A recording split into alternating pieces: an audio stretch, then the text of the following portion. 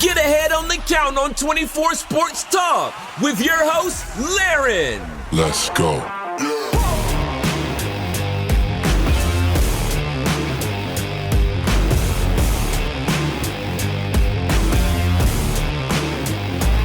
Let's go.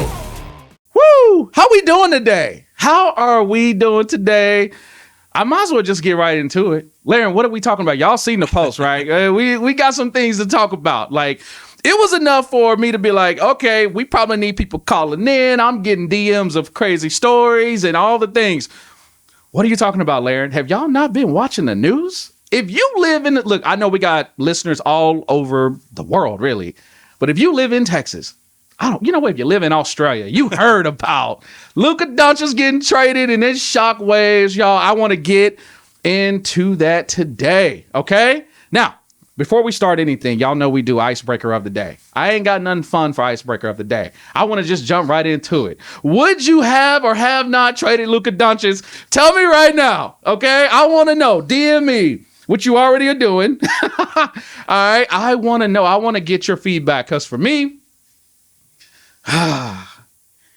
I would say I wouldn't have traded him. Now, that's just me. I'm not an expert. I don't know what's going on in the clubhouse and none of that. I don't know anything that's going on. Y'all talk about conditioning and all that. I'm like, well, I don't know about the conditioning piece, but he was lighting it up. He's been lighting it up the last few years. So if he ain't been conditioned, I wonder what he's going to look like while he is conditioned. That's my feedback at a high level.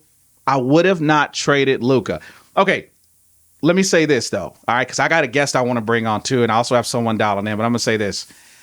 I would have at least offered him up to the league. Give me the highest bid. But we're going to get down to it. Y'all let me know. I already got coaches DMing me right now. They're like, there's no way I would have let go of Luka. It's over. It's over. I don't know about over. Hold on, y'all. Don't throw it away yet, all right? But let me know. DM me at all of the 24 Sports pages on Instagram, on Facebook. You can find us at Play24Sports. Send me your thoughts, and I may share them on social media. I want to know. Y'all let me know. Look, the DMs are still coming in. Like, let's go, bro. Let's go. Everybody's an expert GM, all right? So I'm going to tell y'all. So let me tell y'all what happened, because this is a hot topic, and I think that it translates over to baseball and softball, the travel ball world, and I'm going to tell you why. I was getting ready to go to bed.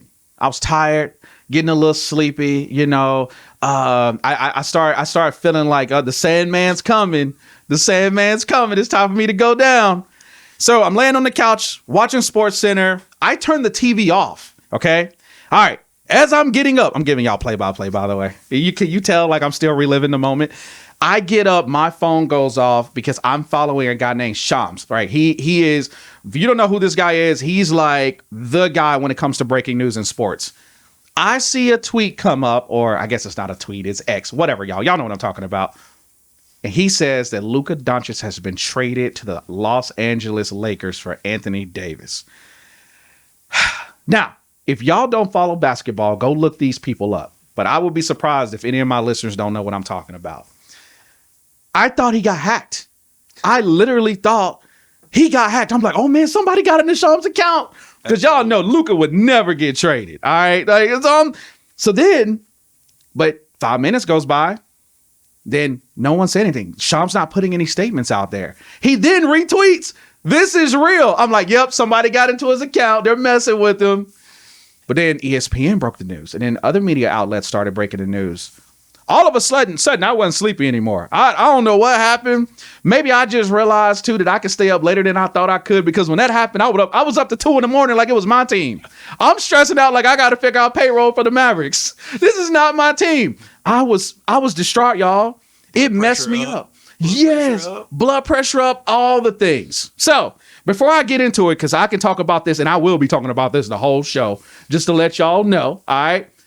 I definitely have to bring on a guest, someone that I've known for a while and that is in this travel ball scene. We've been talking offline about all this craziness, but how it relates to travel ball, right? Because when I look at it, I'm like, wait, do travel ball coaches go through this too? Because I'm looking at, I was so mad at Nico Harrison, y'all. I was like, come on, Nico, you've been my guy this whole time.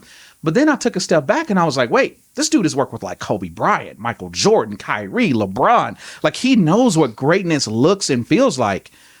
did he see something in Luka that he felt like, wait, this is going to be a problem? So to us, Luka's putting up numbers, right? Like even me, I'm like, Luka's the greatest player in the league. That's my opinion, all right? Don't come at me, all right? Just how I felt in field, all right? But did he see something different that was like, wait a minute, this could be a problem, okay? And so then I thought, man, do coaches go through this? Do they ever have to cut a really good player that it could be an unpopular decision for any given reason?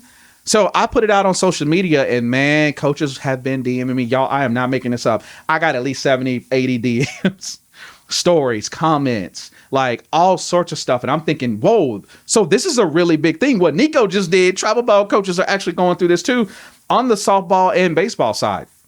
So I went, okay, I've got to talk about this on the radio, okay? Then I got to chatting with my guy, Adrian Sanchez, right, who I have on the show today. And me and Adrian, we've been vibing about this whole thing. We had our own show offline, just talking about all kinds of stuff. But I want to formally say, Adrian, I'm happy to have you. Welcome to my show. Appreciate you having me on. Yeah, let's go. I'm excited. Now, let me ask you something. What were you doing when the news broke about Luka? Where were you at? I was in bed. I had 5 13-year-olds at the house. My son's birthday, so he had some buddies sleep over. And I think I was scrolling, and the same thing as you. I was like, man, fake news. Like, somebody got hacked. Luka's never getting traded. Yeah. Dallas will lose their mind if this is true. And I actually put my phone down, went to bed. I woke up the next morning. I don't know, it was about 6:30. And it was just every social media outlet. I was like, oh my gosh, what's going to happen in DFW now? Because there's going to be some upset people. And as we've seen, there are some highly, highly upset people. For the record, I would not have traded Luka either. See? I would not have traded. I think, yes, it happens in travel ball sports, the NBA, all pro sports. It's a little bit different. We got some big egos out there. There's some players that off the court, off the field, get into some trouble. So we don't know what the reason was behind there. Maybe they're saying conditioning, but I just don't. I can't get rid of Luka. Yeah, come on, 19-year-old that came in and come on, and I can feel even the sigh, that big inhale you just took and exhale. Y'all, we stressed out. Oh, all right, like this is real. This feels like a personal family member that just moved away or something, man. Like. And then they got the press conference. I just saw someone's stories. They got Luka's like been announced officially, by the way. He's got his Lakers. I'm like, man, this is really, really tough. Don't even feel real. It doesn't feel real. And I'm like, why does it feel so bad? And I'm like, wow, dude, how one person can really impact a team. And we don't know. And I'm sure like we've been talking about, the story's going to come out, right? Like, Adrian, this is huge. That one player can have this much impact both in a positive or a negative way. Yep. When I started like posting about Nico and this whole experience, I had people saying the same thing. Oh, his conditioning, he's lazy, he's a cancer on the team. And I'm like, how y'all know all this? Like, how did I miss this? I'm like, what has been going on? Now, I do know that you'll see Luka complain to the refs. Like, that was a really big thing. But you're still thinking like he's just, he's 25. Passion. I remember being 25, he just needs to develop through it, like the kid, he's got time, but I guess a deal was made under the table with, dude. And that's what makes me question a lot of things. Like, it wasn't opened up to the rest of the league. Yeah. What really was the reason behind it? Personal vendetta out there? Yeah. I'm Nico, telling you, it's real. It's real. Man, listen, did you see at the American Airlines Center, people were protesting, and someone literally brought a coffin, like a legit having a funeral. Yes. They like, what is Dallas? I ain't seen y'all with this much passion. Listen, and leaving jerseys and shirts, and like they were not happy. They're not happy, and I believe it got cleaned up yesterday morning. Early hours. And now they're even more upset. Like, they tore down everything we built there for them. Somebody put something on social media about, we're going to protest on Saturday again, when they have the first home game against the Rockets. Listen, don't y'all get out there acting crazy. I better not find out some of my followers and listeners out there getting crazy. Y'all ain't on payroll. Y'all better put it in perspective. You can be upset. Don't do nothing.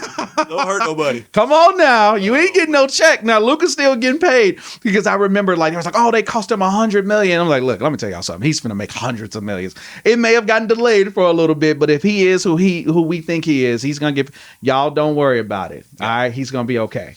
But man, that was a really big one. But processing the emotions, was really big. It was really hard. But then I got to thinking like, man, So coaches are going through this too. You have to make those tough decisions. And I know you and I kind of talked about that too. Like we see it happen all the time with teams that you may have to let go of a really good player. Does that exist in travel ball? It does. Absolutely. It does. So now I'm looking at Luka, brand new team, his dad, responded and felt a certain type of way about it. His family's felt a certain type of way. His friends.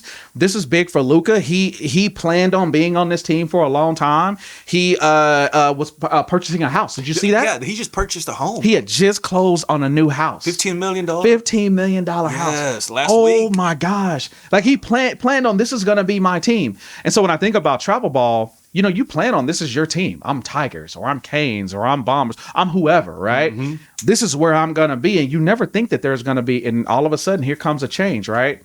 But then we're talking with a lot of coaches and we're going to talk to one today here in just a couple minutes here.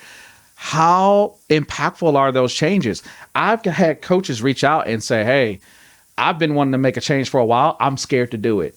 I think I had one that sent me a DM, Adrian. He was like, I'm afraid that it's going to cost us games. I'm actually afraid if I let that kid go, and I know I need to let that kid go, it's going to cause a slide amongst the whole team. Like, really? So they just hold on to the toxic family, I guess. Yeah. And I've asked questions. So some of them I've already sent responses to. And I'm like, hey, is it the player that's toxic or is it the parents? This is going to sound crazy what I'm about to say, okay? I've had a 9-year-old, like, they're talking about the 9-year-old's toxic. I'm like, for real? Like a 9-year-old kid? Like, dude, the players don't like him in the dugout. It's bad. They hate it when he comes around, but he's really good. And I'm like, wait, that exists at 9, 10 years old? Are we kidding? What? And like, but then I had the others where it was like, man, the kid's really good. They always come to practice, but the parents are so negative.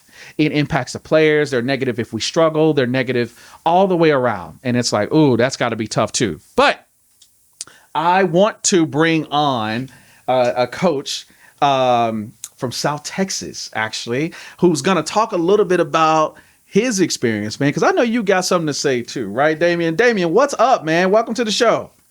Hey, how's it going? It's going good, man. It's going good. Now, I know you're not a Mavs fan. I'm not even going to ask you because I already know you're a Spurs fan, aren't you? Yeah, I'm a Spurs fan. Of course. Like, you see how I predicted that? That's incredible. But let me ask you this, Damian. You, like everybody else, I'm sure, heard the news. How did you feel about when Luka got traded? Man, shoot, words can't even describe, man. That was a big move. Yeah. Yeah. That's a big shock for everybody. Listen, it is. It just hit my phone just now. They just traded Wemby to the Mavericks. Did you see that? Nah, I'm barely hearing it right now. Nah, I'm kidding. I just want to mess with you a little bit. I just want to mess with you a little bit. That's how I felt. You see how you just felt about Wemby coming to the Mavs? Oh, yeah.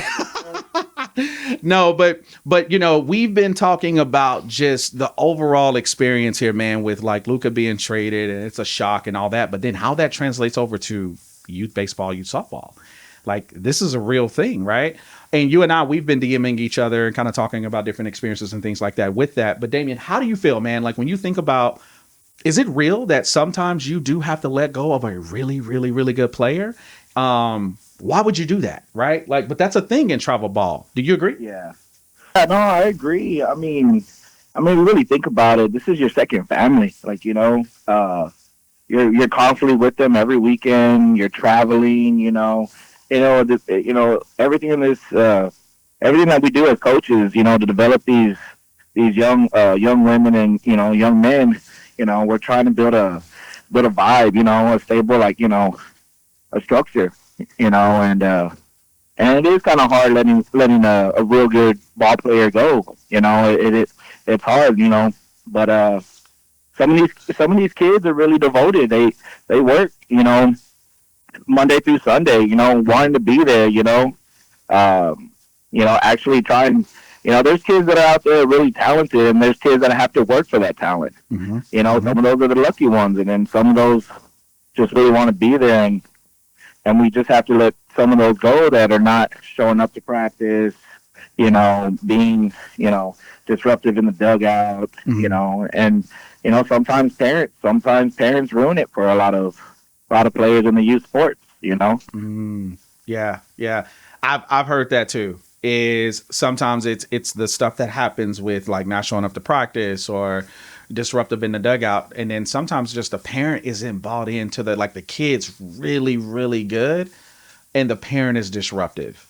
And, you know, Adrian and I, we had a chance to talk more even offline. There's so many options for teams to just leave. I mean, I'm sorry, players to just leave, families to leave, because there's another team just 2 miles away, sometimes right next door, right? It's like, okay, all right, Coach Damian, you don't care. Okay, I'm just going to go where they're going to accept it, because you do have teams, they could care less about, you know, having a certain type of culture. They just want the talent. We just want to win. We don't care nothing about any of that. You don't want to come to practice? No big deal. I just want the optics of winning. And so those options are plentiful, by the way. They're not rare. I mean, you can go around the corner, you know, and so I think it's a really big thing. So that's a really good point. And it sounds like that's some things that you've experienced too as well. How do you deliver that message? That's the one thing I want to know, Damian, is how do you deliver that message if you have to let a kid go? Man, that's got to be the hardest thing in the world, yeah? Yeah, I mean, it's really hard. I mean, it's probably a conversation a coach never wants to tell somebody, you know, especially, you know, devoting all their time, you know, practices, games, you know, sometimes even have to pick them up to go to the game, you know, and you have to tell that parent or that, you know, they're no longer going to be on the team just because of, you know, depending on what happened, you know, what the situation was, you know. It's really hard, you know. Coaches put more work into these kids, and then just to get it ruined by either a parent or just something that happened in the dugout, you know. I've maybe said it one time to one parent, and I probably never wanted to experience that ever again. It was hard. It keeps us up at night for a couple of nights before we actually decide to have that conversation. I know that's been the case for me. It's laying in bed and you're like, man, this is going to be a tough conversation because you love the kids and that's really why we do it. Yeah. But whenever you know you have to rip that Band-Aid off and it's time for the sake of the other 9, 10, 11 players on the squad, it's a tough decision. Man, that's huge. Woo! I'm getting stressed out right now. I don't even have to tell anybody anything like that. I don't have any news like that right now. Hey, y'all stressing me out. This is real. Damian, listen. Well, I'm gonna keep this conversation going, man. I appreciate you dialing in because this is it is turning into a really big topic and maybe even a series, right? Because this is more real than I thought it was. Just across the board with these kind of conversations. But Damian, nonetheless, man, I really appreciate you dialing in. Let's see what we do with that Big League Chew Fungo. That's why you really called in. You don't care. You ain't trying to talk to me. You trying to get that Big League Chew Fungo. I know what's up. I got you. Just hey, listen, if you get it, then I want some videos of you hitting fungo in practice. All right, let's go. Hey, you'll see me hitting that fungo with Diamond Athletics. Ooh. And you'll see me hitting that fungo with Showtime 13. Ooh, let's go. Let's go. By the way, a little bit of a leak, selfless plug or selfish plug? I've got the South Texas softball schedule rolling out today at 3 o'clock. Don't tell anybody, okay? Go. All right, just saying. All right, later, bro. Talk soon. All right, man. Later. All right, man. That's huge. That's huge. And man, I didn't think about like how you feel the day before when you know you're about to make that decision, because the thing is, some parents will receive it. So, yep. But some of them, Adrian, now you've become the enemy. Oh, everyone's talking about how Luka's like having a it's going to be revenge tour. He's about to go in and like he's going to put up 80 against the Mavs. It's personal now. But you got to think from the parent perspective. Now, Adrian, you're the enemy now. Now I've got to pay you back. Yep. Right? And what's the first thing these parents are going to probably do? Yeah. Social media. Yes. Hey, let's go blast this coach. I'm going to blast him. You know, and for me, from a professional standpoint, I'm not going to engage in that. Say, well, hey, these are the reasons. Mm-hmm. It's all documented here. You just can't engage in that. So you let it go. But yeah, it keeps you up at night. It's a tough thing. Props to him for saying what he said. Yes. Because the other thing, Larry, that I'm seeing is there's a lot of coaches, and I'm gonna air quote coaches, men that are choosing not to have that conversation. And what they're doing is we're gonna bring 3 guest players in this weekend. The last 2 tournaments of the season, we're gonna bring 3, 4 guest players and play them over your son, your daughter. Your kid is not gonna get playing time. You're gonna get upset. And instead of me having to have that conversation with you, that's really difficult. That should happen. The parents gets upset after that second tournament their son didn't play. They paid X amount of dollars for this tournament. They show up. They got 1 at bat and played 2 innings in the field. So they quit. They leave. They go to the other team. Now this coach didn't have to have the conversation. Let them go. Wow. So I'm gonna force you out by making you get uncomfortable for you. Make you uncomfortable. Make you an odd person out. That's crazy. Yes, and I've seen that a lot recently. Wow. I don't want to have the conversation, so I'm just going to make it difficult for you. Hence, when the parent does post, yeah, he's using 3 or 4 guest players and sitting down my kid.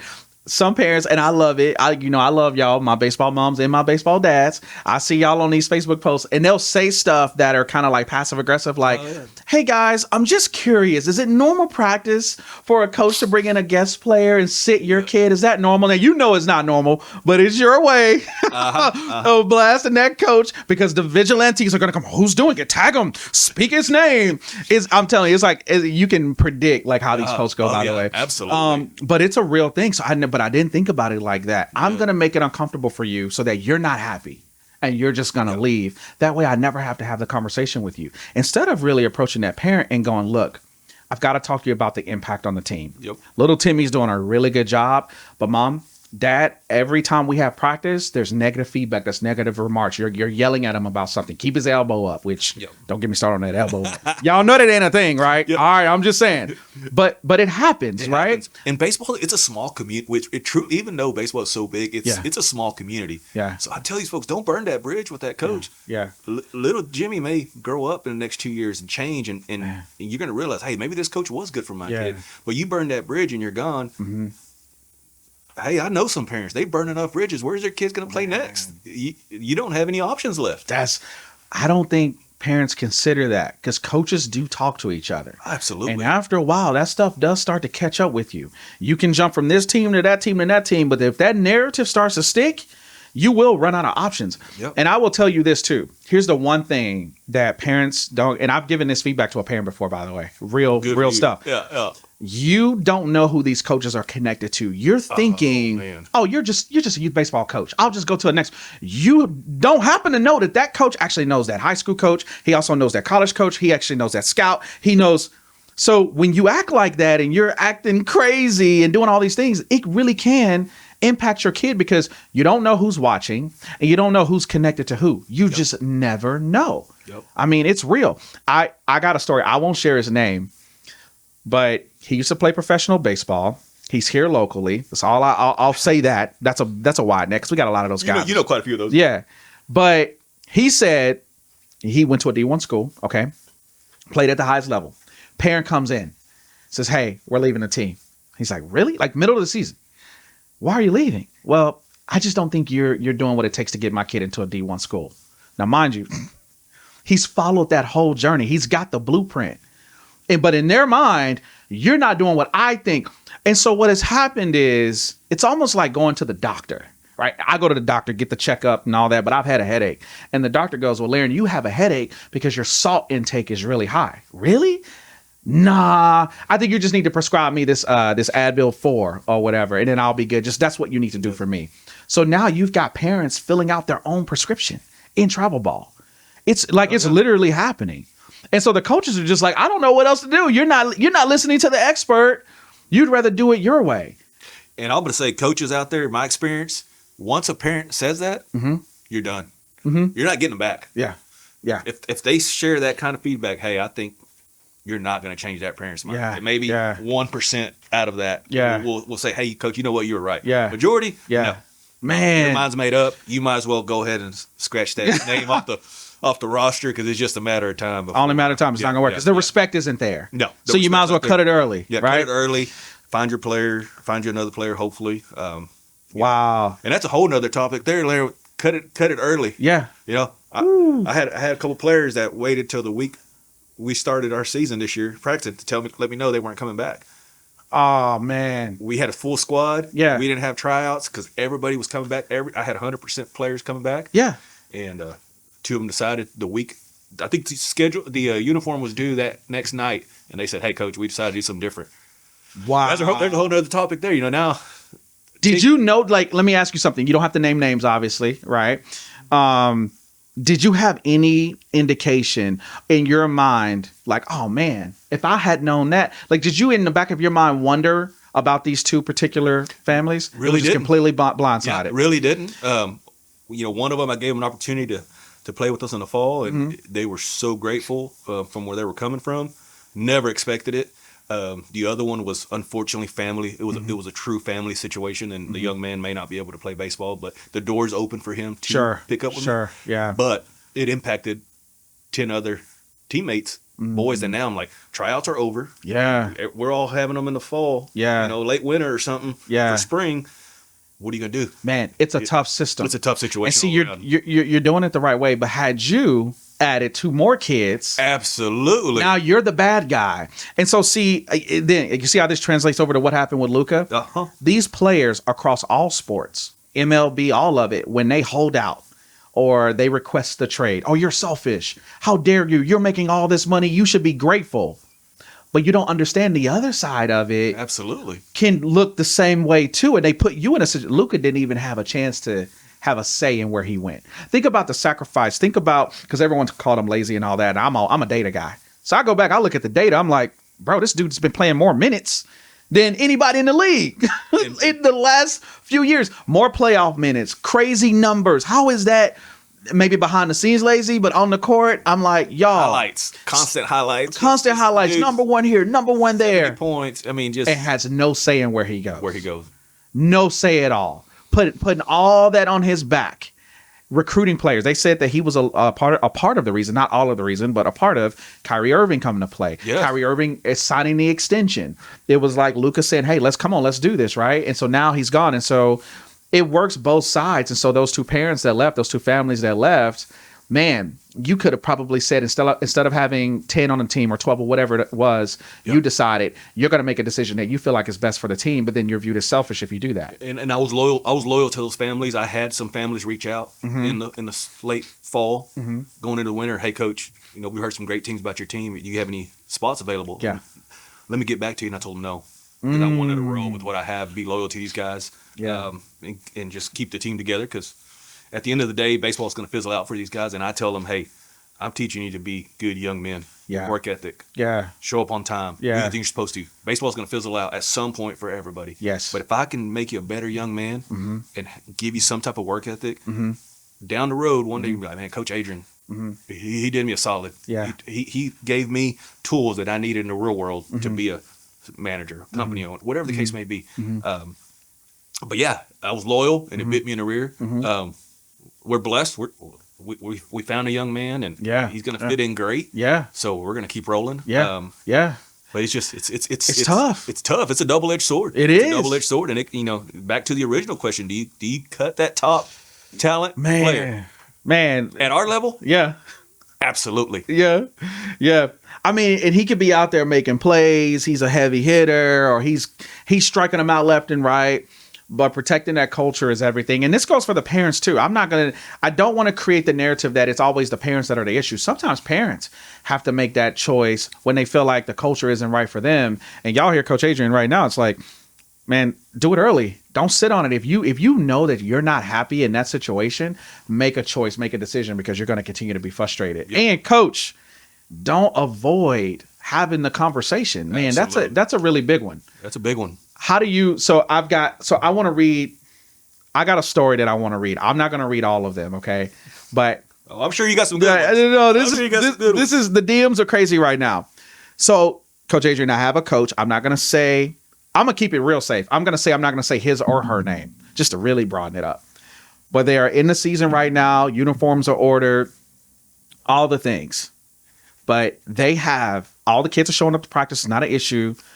But there's a family that's being super disruptive. The kid is really good. Okay. I'm trying to be as vague as I can because the team is pretty popular here. So, but they have a kid on the team right now who's really, really good. But the parents are super disruptive, judgmental about the practices, the flow of the practices. Why are we doing this? But super vocal about it. Ooh. And the tournaments haven't even started yet. So now some of the other parents are chirping, but the kid he's probably the best kid on the team, based on what he's telling me right now. All right. Oh, I just said he. Well, y'all got it. All right. What do you think I should do? That was a question to me. I'm like, oh my God. And it's a popular team.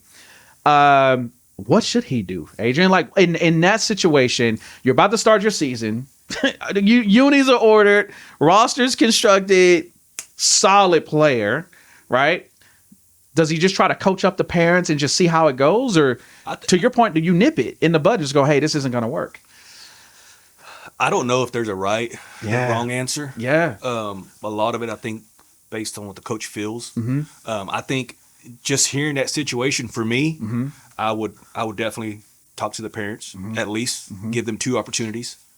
Say, hey guys, Yeah. great player, great young man. Yeah. He's on the right path, but I need you to chill. Yeah. I need you to chill. Yeah. Just being disruptive and just be like, what happened to having adult conversations with these parents? Come on. What happened to that? Come on. It's so difficult to just have that adult conversation and say, hey, this is.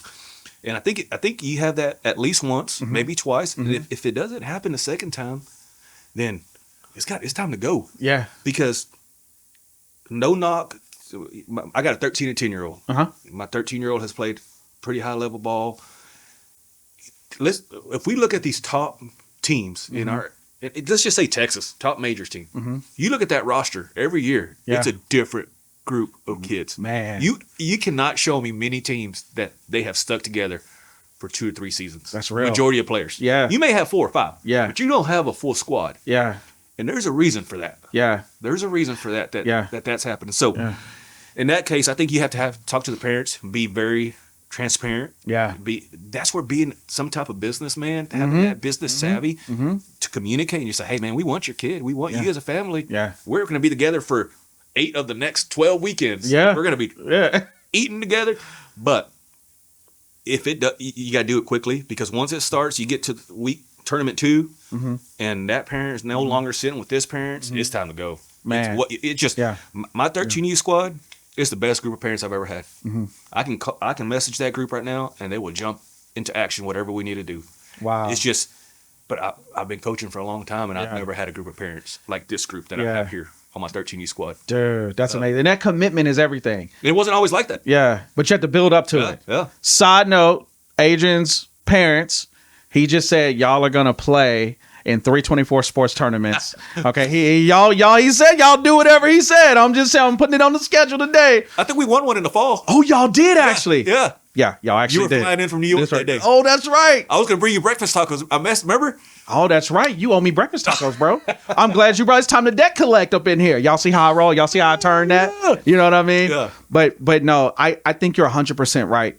Here's the other thing that I got a message on, and I can remember this by heart because I personally went through this. I used to coach my kid. I wasn't that good. I was the motivator, but I'm not that, But I remember, to your point, loyalty, and you want to keep everybody together. What coaches are really up against this? I got a full roster. I've got 3 or 4 that I love the families, but the kids aren't keeping up with the rest. And all of a sudden, I've got 3 other new families that have knocked on the door saying, hey, we just left this other team. We're looking for new opportunities. Kids are on the level that we need them to be. That's a hard situation because I've seen coaches. I did this, by the way. This is a true story for me. I know I got 10 or 11. I'll add those 3. I know that's going to put me at like 13, 14 kids, but I don't want to have that conversation with those parents. I don't want to break their hearts. But I'll just figure it out with these other 3 and we'll have a rotation and we'll bat the best 9, which is a nightmare if everybody's not on the same page. What do coaches do in those situations? I've wondered. I've never asked this to another coach or other coaches, but it's real. Sometimes you will get like, oh man, we got a Luka Doncic here. We gotta, do we make this trade? Do we make this happen? Do you just keep the loyalty thing and go, no, we're just gonna keep those parents no matter what? Or do you use an opportunity and go, well, this could make us better as a team? What do you do in that situation? I think the age matters, the age group. Love it. I think it matters. So for me, I've chose to be loyal. I had some opportunities. I remember one tournament last year. We traveled to East Texas. I had opportunity Sunday to get 2 guys to come in who were amazing arms, and they were in. They were going to make the drive, and I told them no. Yeah. I said no. I'm gonna dance with the one I've run, and I'm relying on these boys. It's my job to develop them. Who cares if we don't win that tournament? If we do, great. But if I get those guys innings against this solid team, I'm doing what I told those parents at the beginning of the season I was going to do. I'm going to develop your son. Now, I'm being loyal in that situation. I've learned if the roles are reversed and there's a team that comes that's a majors team or a really good AAA team, they're like, hey, you two want to come over here? I may not get that same loyalty back. Yeah, So that's real. That's where I think now that I'm at 13U, Mm-hmm. 13U is the great equalizer out there. You know, you got these kids hitting puberty, bigger field, faster, stronger. Some of them guys take off, other ones unfortunately get left behind. Mm-hmm. So I think now at the level we're playing, my response to that would be different this year, possibly. Mm-hmm. I don't know. I'm a big teddy bear too. I'm loyal. I want to take care of these boys, and I think all those guys coming back now for this is I think our 4th, 5th season together. I don't know how many seasons. The parents see the development. They see the work we put in. But you can't always expect everybody to be 100% loyal to you like you are to them. Yeah. And I think that's the system, right? It's, I think for you, because you've built a really good culture, if someone leaves, I'm a big believer in like how you operate in this whole world, you'll be blessed. Absolutely. Like if you're doing something you're supposed to do, you'll be blessed. If they leave, then you're going to be blessed tenfold. You're an example of that, Larry. Yeah, thank you. I You're an appreciate example of that. It's yeah, no, I appreciate that, and I've operated with that. It's like, man, I've had to take some L's where I've had to release and let go and give it to And God. it's hard. It's hard because I got some stuff I want to say, but I'm like, you learn from it. But you learn from it, and you go, you know what? I'm going to be blessed from that, but I've got to. The movement has to continue. The train has to continue to move. You don't stop and then go back to the thing and be mad at the thing for leaving. You got to keep it moving. Yeah. And so I think that, to your point, if you do that, you can still remain loyal. You can still have the same culture. You don't have to change. Now, kind of going back to what Nico did, it's a bigger picture thing. Yep. But when you hear him speak, if it's accurate with what he said, it was a fear-based decision too. It wasn't all fear-based, but some of it was, right? Well, we had teams loading up, and they probably could have signed him over the summer. We had to play it safe. That's a fear-based decision, right? But I think if you keep it pure about truly what you're about, it doesn't matter if that parent left. But it's a really good call out. Like, parents have to see the other side of it too. Hey, when you drop that on the coach in January, everything's been ordered. Yeah. They got to go figure it out, because he probably told a lot of kids no to keep your kids. So have the conversation right after the season, or sooner rather than later. But to your point, the communication is everything. Communication, being transparent, and I had reached out to all the parents. Everybody good? Yeah, we're good. Yeah. 3 weeks before they had told me we're good to go. Yeah. And so You're right. it's but communication up front, Yeah. setting those expectations. I don't feel like I see that enough from coaches, just because it goes back to having those tough conversations. I had a tough conversation this Sunday with my parents. It was a tough one, and I told them up front. I said, I'm about to be a jerk, but I've got to say it, okay? And this is what I'm saying. That's real. And I thought I said it last Sunday. I obviously wasn't clear enough. Yeah. Y'all know I love y'all, love your kid, but this is my team, and this is how we're gonna do it. Man. And I told him, I said, this ship will go down together. If we go from 12 to 11 because somebody leaves, or they can't follow my rules, and we go 11 to 10, 10 to 9, 9 to 8, Yeah. hey, we'll shut it down. Yeah.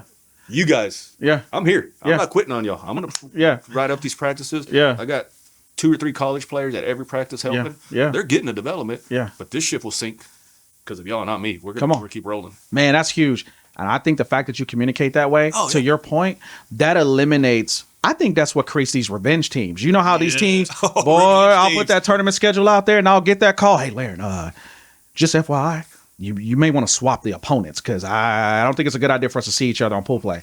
Well, what's going on? Like, they too good or what? Nah, man, we just had a bad breakup, and that coach undercut me, and he took 5 kids with him, and the parents don't like us because nobody was talking. Nobody was communicating. Everybody was operating on stories in their head. Yep. And so now there's beef at the 8 a.m. game. And I'm like, yo, what? We didn't even have the breakfast tacos yet. You know what I'm saying? Like, yo, how are we beefing? Yeah. I've had those moments. Absolutely. I have legit had a real moment. I'm not going to say the teams, but I've had the moment where the police had to be called, multiple. We've all because seen the it, coaches man. couldn't regulate their emotions because they're still mad at each other about little Billy that didn't get a chance to start at second base.